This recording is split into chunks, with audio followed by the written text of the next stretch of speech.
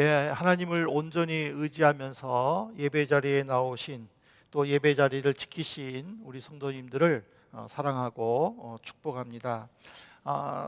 말씀 안에서 또 위로와 또 희망을 가지고 또 주님을 온전히 의지하는 그런 시간이 되기를 진심으로 바랍니다.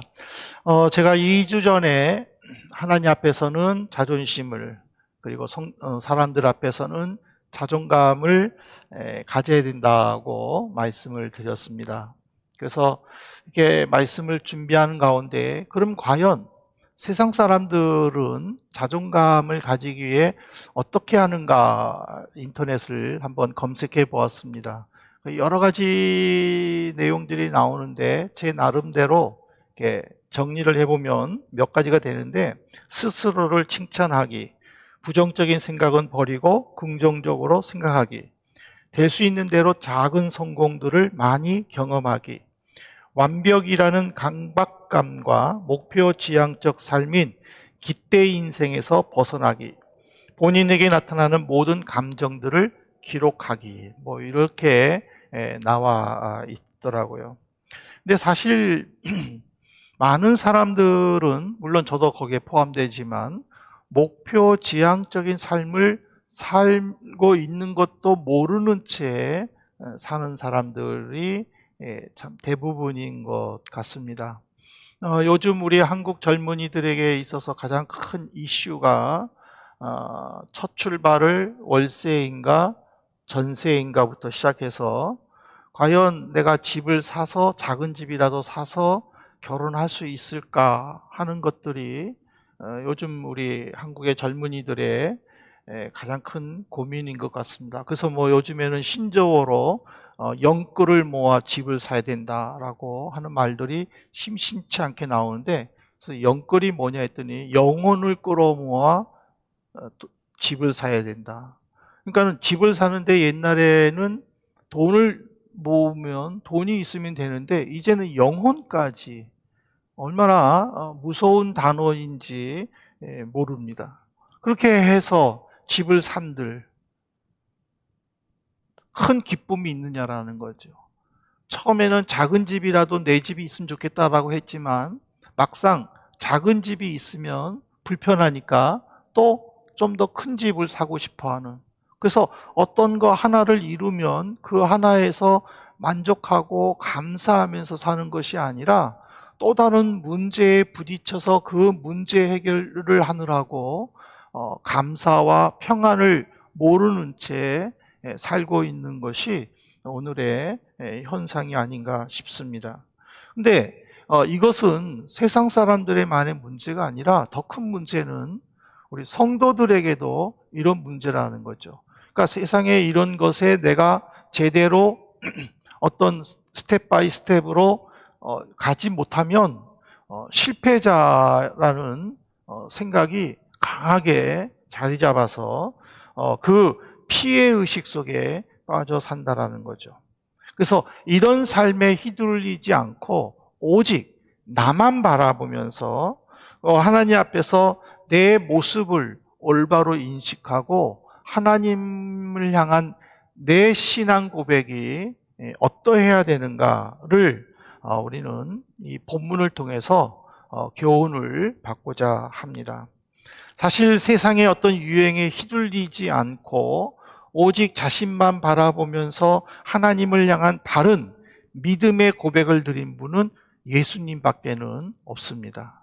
그 예수님의 모습을 마태복음 22장은 아주 잘 기록이 되어 있습니다. 그래서 저는 이 본문을 중심으로 성경적 자존감이라는 제목으로 함께 말씀을 나누려고 합니다.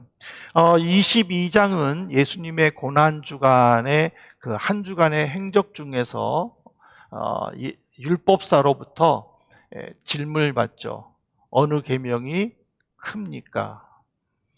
이 크다라는 개념은 어떤 말의 정도나 계급의 정도에서 가장 최상의 것, 제일 중요한 것을 의미합니다. 그러니까는 율법사는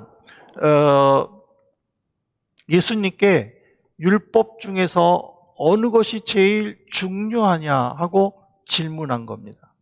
이 율법은 하나님의 이름으로 하나님께서 이스라엘 백성들에게 도덕적 그리고 또 종교적 사회생활에 대한 규범들을 총 613가지로 정해서 주셨습니다. 그 모든 내용들이 모세오경에 나와 있습니다. 근데 지금 율법사는 예수님께 이 613가지 중에서 어느 것이 더 중요하냐 하고 질문했다라는 것은 예수님이 잘못 대답을 하시게 되면은 굉장히 곤란한 상황에 처할 수도 있는 것입니다. 왜냐하면 율법사는 유대인들에게 율법을 가르치면서 중요하다고 강조한 것들이 있는데 예수님께서 그것들을 무시해버리고 이것이 더 중요하다 하고 말했을 때에는 지금 율법사와 종교 지도자들은 예수님을 죽이려고 호시탐탐 노리고 있는 상황 속에서 위기에 처할 수도 있는 것이죠. 근데 예수님은 그 율법사의 의도를 알고 신명기 내용을 인용하면서 첫째로는 하나님을 사랑하라, 둘째는 이웃을 사랑하라. 이것이 선지자와 율법의 강령이다라고 대답을 했습니다. 이 강령이라는 것은 국어사전에 보니까는 단체의 기본 입장이나 어떤 방침으로 그 단체에 소속된 사람들은 거기에 우선순위를 두고 절대적으로 따르는 것이 강령이라고 되어 있습니다. 그러니까는 예수님께서 말하는 율법의 613가지는 강령이다라는 것은 모든 유대인들은 거기에 집중적으로 행동하고 그리고 거기에 온 마음을 다해야 된다라는 것을 의미하는 것입니다. 그때에 예수님이 말씀하신 대답하시는 말에 한 서기관이 옳습니다. 하나님은 한 분이고 하나님 이외에는 없습니다. 라고 이야기함으로 이제 무엇이 더 중요한가 그 논쟁이 사라진 것이 22장 전체적인 내용입니다. 근데 이거를 보면은요, 두 가지를 우리 성경적 자존감을 찾을 수가 있는데 첫 번째가 뭐냐면은 우리 성도는 마인드를 바꿔야 합니다. 이 마인드라는 것은 어떤 개념에 대한 심적 경향이다라는 의미입니다. 예수님께 율법 중에 무엇이 제일 중요하냐 또는 무엇이 제일 크냐라고 질문하는 그 율법사조차도 자기도 모르게 어떤 비교의식과 그리고 우월의식에 사로잡혀 있던 것을 보여줍니다. 보세요. 율법은 아까 제가 말씀드린 것처럼 하나님의 이름으로 하나님께서 이스라엘 백성들에게 모세를 통하여 주신 계명입니다. 그러면 하나님의 이름으로 되어 있는 건데 이 중에서 어떤 것은 중요하고 어떤 것은 중요하지 않고 어떤 것은 반드시 지켜야 되고 어떤 것은 안 지켜도 되고 그것이 있을 수 있느냐라는 거예요. 이것이 잘 이해가 안 되면은요, 제가 성경으로 비유를 해드릴게요. 성경은 창세기부터 요한계시록까지 하나님께서 주시는 하나님의 말씀이에요. 근데 우리 중에 누군가가 아니면은 목사님들 중에 누군가가 여러분 오바댜는 한 장밖에 없고 구약에 어디 있는지도 몰라요. 오바댜는 그게 크게 중요하지 않습니다. 오바댜는 그냥 대충 해도 됩니다. 하고 말을 한다면 여러분들은 그 목사님을 하나님의 종이라고 믿으시겠습니까? 오바댜서가 비록 한 장밖에 안 돼도 그거는 하나님의 말씀으로 굉장히 중요하다라는 거예요. 그러므로 창세기서부터 요한계시록까지 그 성경 66권 모든 거는 하나님의 말씀으로 어느 것은 중요하고 어느 것은 중요하지 않고 그거를 구분해서는 안 된다라는 거예요. 이것을 가르쳐 주는 거예요. 근데 대부분의 사람들은 이 계급사회에서 살아남기 위해 저마다의 생존 본능을 가지고 있어요. 그러다 보니까 누군가로부터 인정받아야 되고 또 그런 어떤 사람들의 계층에서 내가 또 뛰어나야 되고 무슨 수를 쓰더라도 아까 말한 것처럼 영혼을 끌어모아서라도 내가 어떻게 해야 된다라는 그 우선순위 분류를 지극히 당연한 것으로 받아들이는 거예요.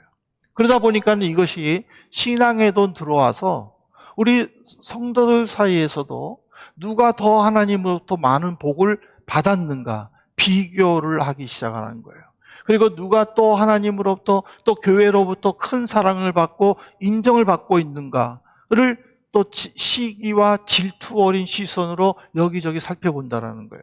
그리고 또 무엇보다도 서로 비교하고 피해의식에 사로잡히다 보니까 내 마음에 들지 않는 말을 들었을 때는 좀 더 생각해 보지 않고 즉시로 그 말을 뱉어버린다는 거예요.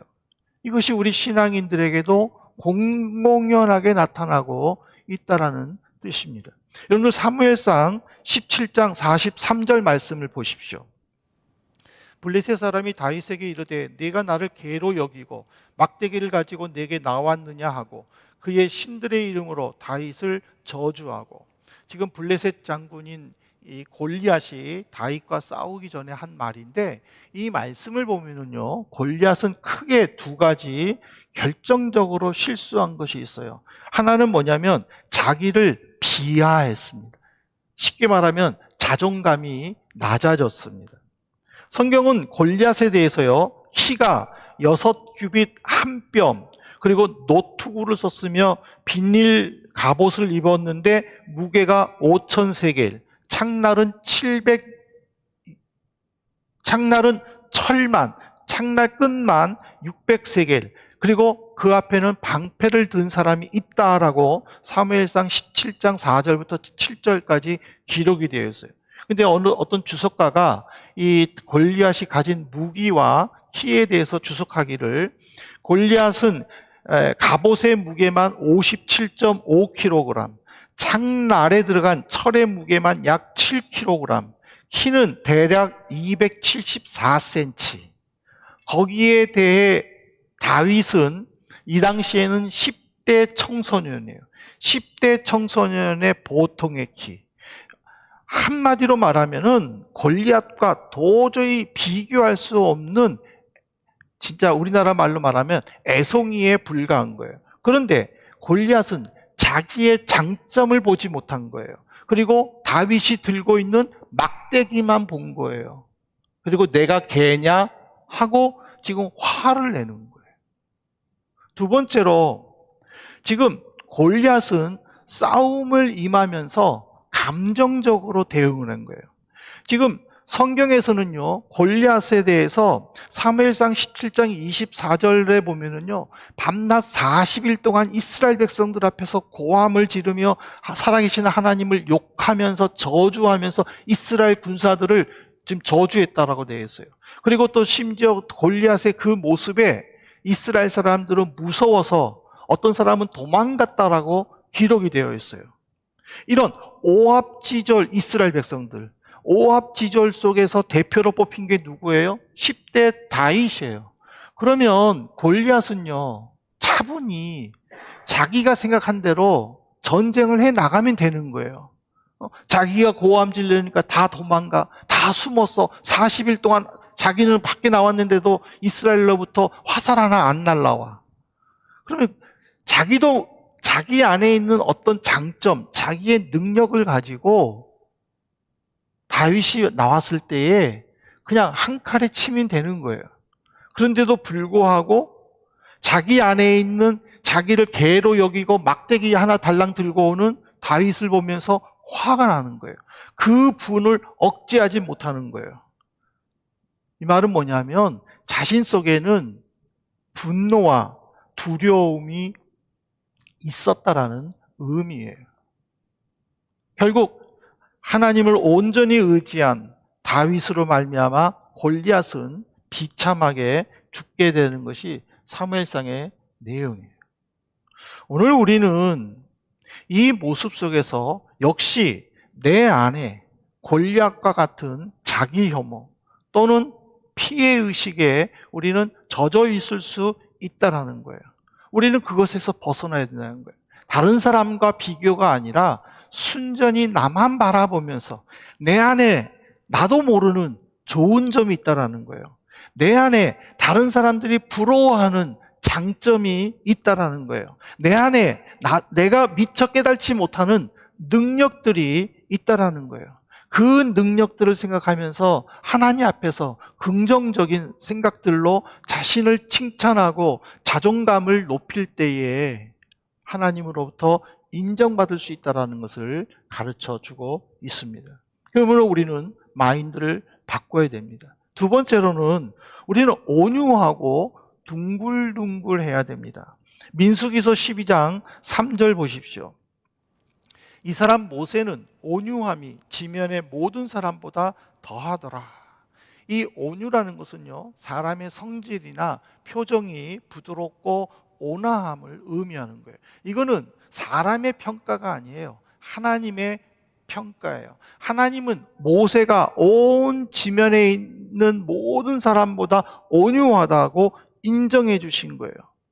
모세는 어떤 사람들로부터 비방을 받거나 괴롭힘을 당할 때에도 감정을 억제하면서 참으면서 자기를 바라보며 묵묵히 하나님의 뜻을 따라갔어요. 그렇기 때문에 모세를 욕하는 형 아론과 누나 미리암을 하나님께서는 심판하시잖아요. 무조건 참는다라는 것은 인간의 본성적 기질로서는 참 어렵습니다. 우리는 이 죄로 가득하기 때문에 한두 번 참는 것은 굉장히 온유함과 인내를 요구하는 거예요. 그러니까 오죽하면 베드로가 예수님께 이렇게 말하지 않습니까? 선생님, 어떤 이웃이 나에게 잘못하면 7번 참으면 되겠습니까? 라고 말하는 것도 야, 너 참 잘 참는구나 하는 칭찬을 듣고 싶은 마음에 7번 얘기한 거예요. 그런데 예수님은 뭐라고 말합니까? 7번이라도 70번씩 용서해 주라라고 얘기하는 거예요. 그것은 뭐냐면 한없이 용서해 주라는 게 아니라 용서해 주란 말도 있지만은 더 큰 거는 온유하라라는 마음이에요. 골리앗은 살펴봤지만은요, 그에게는 모든 사람들이 두려워하는 선망의 모습이 있었어요.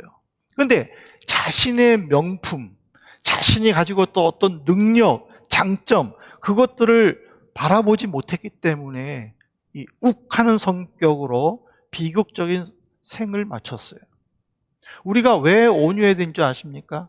우리가 어떤 존재인지 아십니까? 여러분 한번 생각해 보세요. 어느 누가 나를 위해 죽어주겠습니까? 시편 27편 보십시오. 시편 27편 10절에 보면은요, 내 부모는 나를 버렸으나 여호와는 나를 영접하시리라. 내 부모님조차도 언젠가는 나를 떠나신다라는 거예요. 이 세상에 믿을 것은 아무것도 없다라는 거예요. 그런데 예수님은 나를 위해 죽으신 거예요. 나를 위해 다시 살아나셨어요. 나를 위해 모든 것을 준비해 놓으시기 위해 하늘나라에 가셨어요. 시인은 이거를 발견하고 그 하나님을 찬양하는 것이 시편 27편이에요. 이 내용에 보면은 우리는 이런 삶을 결단할 수밖에 없는 거예요. 이런 하나님이 내 안에 계심을 믿는다면은 칼 같은 성격을 버리고 부드러워질 수밖에 없는 거예요.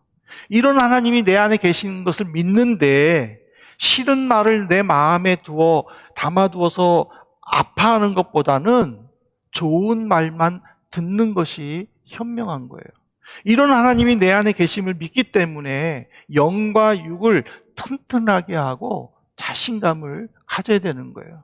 그래서 하나님 앞에서는 자존심을 가지고 하나님께 도전을 할 수 있지만은 사람 앞에는 한없이 자존감 속에서 온유하고 둥글둥글하고 그런 모습으로 사는 것이 우리 성도의 성경적 자존감인 줄로 믿습니다. 이제 말씀을 마치겠습니다. 사랑하는 성도 여러분, 저는 결론을 맺으면서 가수 이효리 씨가 고백한 내용을 말씀드리려고 합니다.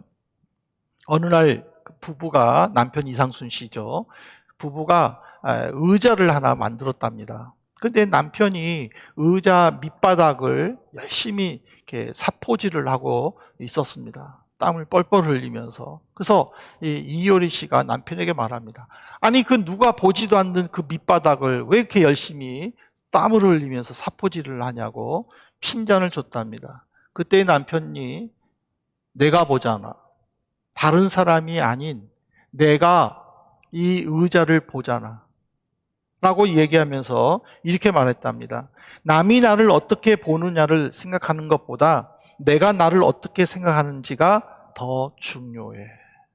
그래서 가수 이효리 씨는 다른 사람들이 자기를 보는 것보다 스스로 자기를 바라보면서 멋있는 사람이 되겠다라고 고백했다고 합니다.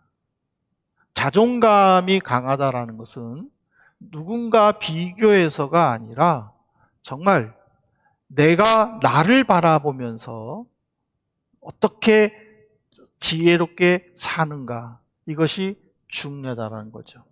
어린이 복음성가에 보면은요, 이런 찬양 가사가 있습니다. 우리는 자라는 주의 어린이, 주의 말씀으로 배워 가오니 주여 온종일 함께 하셔서 우리들의 길을 지켜주세요. 성도는 주의 어린이입니다. 하나님께서 우리를 돌보시고 우리와 함께 하시고 우리의 필요를 채워주십니다. 내가 걱정할 일, 내가 마음 아파할 일, 내가 두려워할 일은 하나도 없습니다. 이것은 하나님께 자존심을 가지며 사람에게 자존감을 높일 수 있는 방법입니다. 나는 주의 어린이, 하나님이 나를 돌보시고 하나님이 내 모든 문제를 해결해 주시고 내가 미래를 걱정하며 내일을 두려워할 필요가 없다라는 그 마음, 이것이 주님이 요구하는 우리의 삶인 줄로 믿습니다. 마지막으로 저는 질문합니다. 나는 어떤 사람에게 가깝습니까? 두 종류의 사람이 있습니다. 상대방의 말이나 행동에 또는 환경이나 사건 속에서 괴로워하면서 자신을 괴롭히거나 주변 사람들과 잘 어울리지 못하면서 모난 돌처럼 주변을 힘들게 하는 편인가? 아니면 스스로를 칭찬하고 모든 것을 긍정적으로 생각하면서 주변 사람들과 잘 어울리면서 그들을 편안하게 대하면서 끝까지 온유함을 지키는 편인가? 여러분들은 어느 편에 속합니까? 모쪼록 앞만 보지 마시고 그 뒤에 계시는 주님을 바라보시기를 바랍니다. 주님은 우리를 지켜주시는 분이십니다. 주님과 동행하시고 이 한 주간도 말씀 속에서 위로받으시고 주의 뜻을 이루는 우리 성도님 되시기를 진심으로 소망합니다. 함께 기도하시겠습니다. 하나님 아버지, 감사를 드립니다. 우리를 사랑하시고 또 인도해 주셔서 하나님의 말씀을 깨닫게 해주셔서 감사합니다. 오 주님, 저희들이 주님 앞에 주의 자녀임을 고백하시고 내 아버지이신 하나님께서 모든 것을 해결해 주심을 믿고 두려워하지 않게 하시고 마음 아파하지 않게 하시고 슬퍼하지 않게 하시며 다른 사람들과의 비교 속에 죄를 범하지 않도록 죄의 자리에 빠지지 않도록 인도해 주옵소서. 이 한 주간도 저희들의 문제를 해결해 주실 하나님을 믿으며 감사하면서 예수 그리스도 이름으로 기도 올리옵나이다. 아멘.